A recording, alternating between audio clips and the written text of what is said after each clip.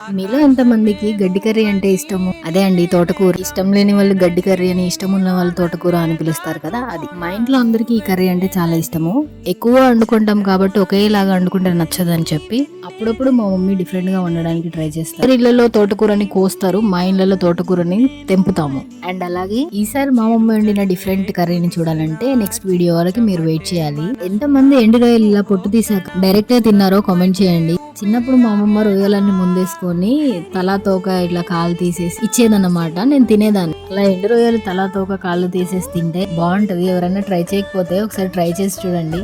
Taste మాత్రం super ఉంటుంది. నాకు అది గుర్తొచ్చి నేను ఇప్పుడు తింటాను మమ్మీ అని చెప్పి తింటున్నా వీడియో తీసుకుంటూ. ఒక్కటి తింటానని చెప్పి అలాగే తింటూ ఉంటే మా మమ్మీ ఏమంటుందంటే, చాలా ఎన్ని తింటావు వీడియో తీసుకుంటూ, అన్ని అయిపోతున్నాయి అని చెప్పి అంటుంది మా మమ్మీ. చాలా మంది నా వీడియోస్ చూస్తున్నారు కానీ లైక్ ఇంకా సబ్స్క్రైబ్ చేసుకోవట్లేదు. Please do like and subscribe to my channel. Thank you all. Bye bye.